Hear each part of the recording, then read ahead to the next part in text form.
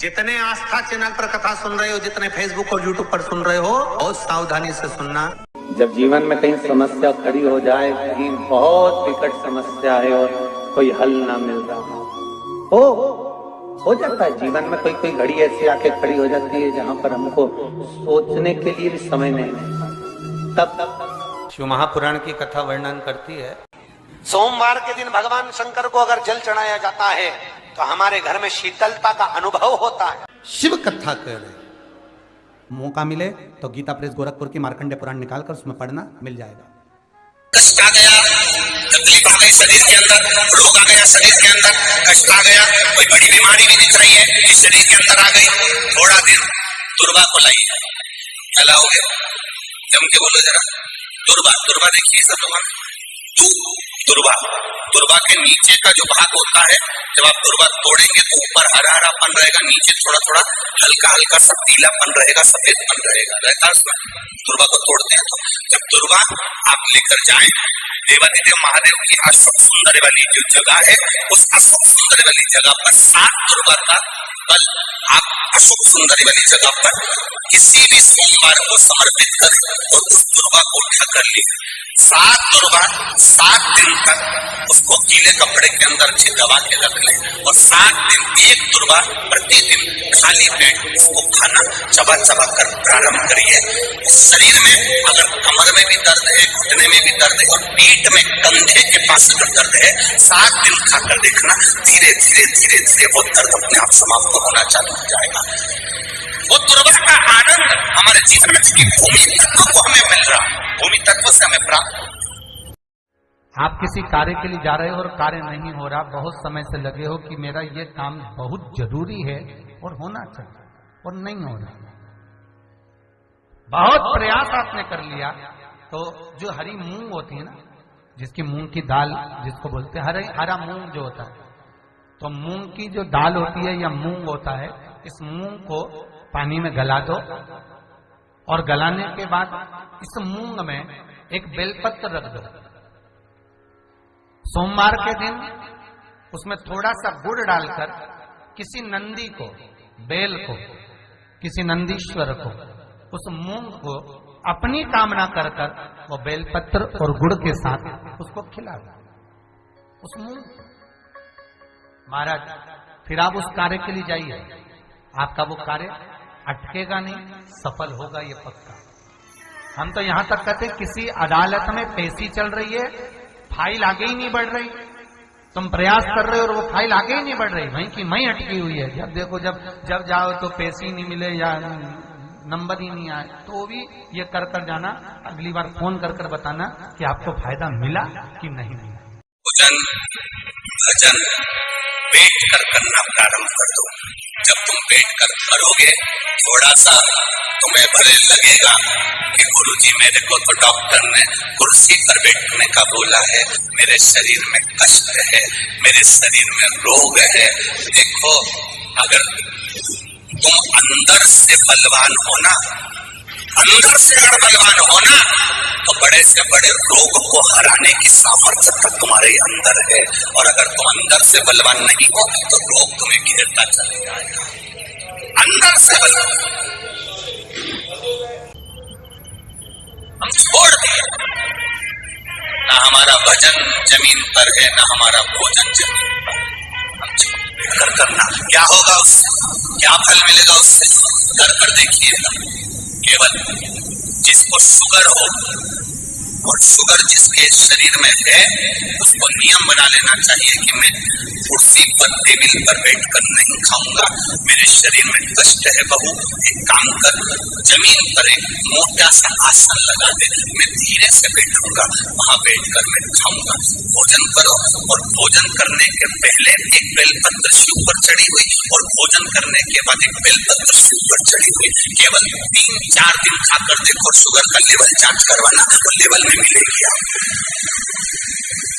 भोजन जमीन पर बैठकर करा जाए, भजन जमीन पर बैठकर करा जाए, जमीन का तत्व हमारे शरीर में होगा तो हमारे जीवन के रोगों को समाप्त करें।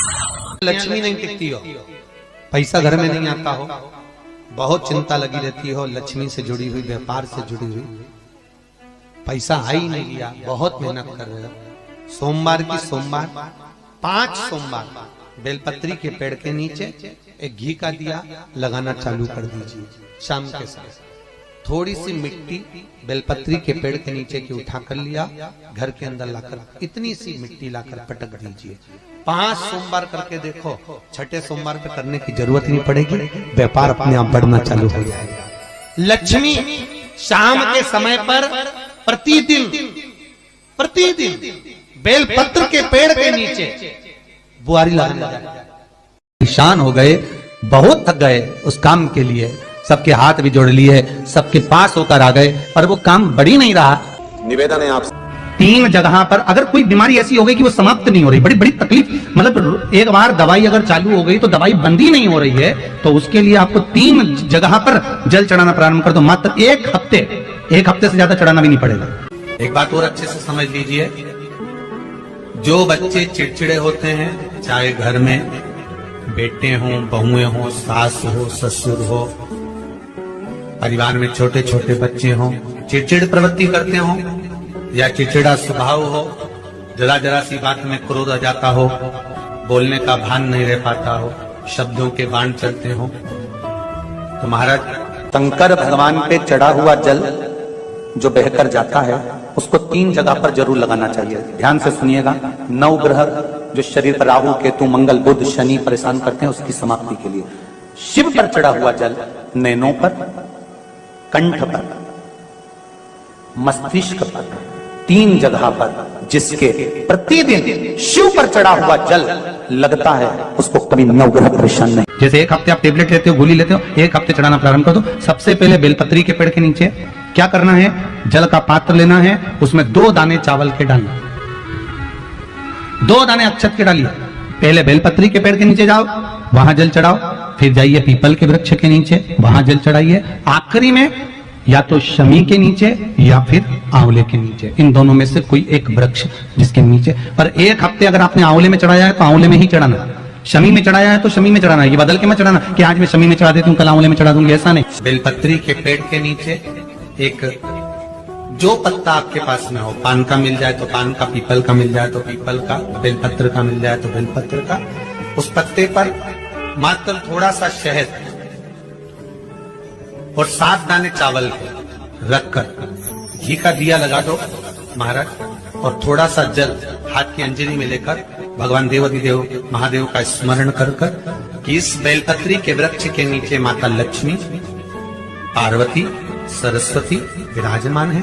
इसी बेलपत्री के पेड़ के नीचे मेरे देवाधिदेव महादेव का 12 ज्योतिर्लिंग का स्वरूप प्रकट है, उनका स्मरण कर कर जल चढ़ा दीजिए। और उसका स्मरण कर लो जो चिड़चिड़ प्रवृत्ति करता, क्रोध करता, जिसको बोलने का भान नहीं होता हो, सम्मान नहीं देता हो, अपशब्द कहते हो, उनका स्मरण कर कर आप छोड़ेंगे। एकदम एक प्रदोष करेंगे, दूसरे प्रदोष तक तो आपको कोई दिक्कत ही नहीं। 2-3 प्रदोष कर कर देखिए, बाबा कृपा। शंकर भगवान को जो जल चढ़ाया जाता है दुख काटने के लिए, तकलीफ काटने के लिए, कष्ट मिटाने के लिए, तो एक नियम है शंकर भगवान का जल चढ़ाने का जो नियम है।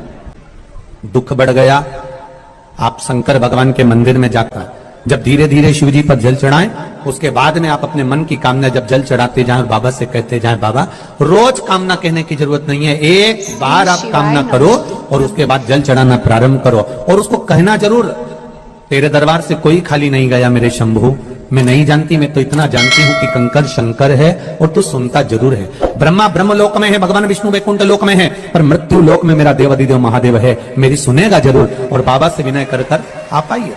पर ये जरूरी नहीं है कि आप सीहोर आए या कहीं जाएं, आप तो आपके घर के पास में जो शिव मंदिर हो उस मंदिर में 1 लोटा जल चढ़ाना चालू कर दो और धीरे धीरे दुख काटना प्रारंभ कर दो, काटेगा दुख। बस जल चढ़ाने का एक नियम है शिव जी का। जैसे ये गौल जलाधारी है, यहां से पानी गिरता है, ये शिवलिंग है। ये 2 जो भगवान का पानी जहां बहकर जाता है ये गोल में से, तो यहां जो स्थान है ये सीधे भाग पर गणेश जी विराजमान है, लेफ्ट भाग में कार्तिकेय जी है, बीच में एक मोटी सी लाइन होती है जहां अशोक सुंदरी है। ऊपर से जो बूंद बूंद पानी गिर रहा है वो शंकर भगवान की 5 लड़कियां हैं, जया, विषहरा, शामलीबारी, दौतली और देव। जहां गोल भाग है, जहां शिवलिंग रखा हुआ है, ये माता पार्वती जी का हस्त कमल है, जिसको पीठिका कहते हैं। महाराज, जल चढ़ाने का नियम है, जब हमारे ऊपर दुख होता है, तकलीफ होती है, कष्ट होता है, बड़ी दिक्कत परेशानी होती है, तो हम जल चढ़ाते हैं। तो उस जल को चढ़ाने का नियम है, पहले गणेश जी का स्थान, कार्तिकेय का स्थान, अशोक सुंदरी की जगह, फिर माता पार्वती की पीठिका, उसके बाद जलाधारी को स्मरण कर कर जल धीरे धीरे शंकर भगवान पर छोड़ा जाता है। जब धीरे धीरे शिव जी पर जल चढ़ाएं, उसके बाद में आप अपने मन की कामना जब जल चढ़ाते जाएं और बाबा से कहते जाएं, बाबा रोज कामना कहने की जरूरत नहीं है, एक बार आप कामना करो और उसके बाद जल चढ़ाना प्रारंभ करो। और उसको कहना जरूर, तेरे दरबार से कोई खाली नहीं गया मेरे शंभू, मैं नहीं जानती, मैं तो इतना जानती हूं कि कंकर शंकर है और तू सुनता जरूर है। ब्रह्मा ब्रह्म लोक में है, भगवान विष्णु वैकुंठ लोक में है, पर मृत्यु लोक में मेरा देवाधिदेव महादेव है, मेरी सुनेगा जरूर। और बाबा से विनय कर कर आप आइए। जल चढ़ाने का नियम, अगर दुख है, तकलीफ है, कष्ट है तो ऐसे चढ़ा दो, और अगर मन कर रहा है डायरेक्ट शिव जी पे चढ़ाना हो तो तुम्हारी मर्जी, उसमें कोई मना नहीं। श्री शिवाय नमस्तुभ्यम, सब बोलिए एक बार जमकर, श्री शिवाय नमस्तुभ्यम। प्रैक्टिकल जरूर करना, कहीं सियोर वाला महाराज झूठ तो नहीं बोल रहा। शास्त्रों की बातें हमारे जीवन में हमें सुख प्रदान करे, इसलिए इस भाव का आनंद करते हुए आज की कथा को विराम देते हैं। श्री शिवाय नमस्तुभ्यम। मेरे चैनल को सब्सक्राइब करें, बेल आइकन प्रेस करें, जिससे कि आपको लेटेस्ट वीडियो की नोटिफिकेशन मिल जाएगी।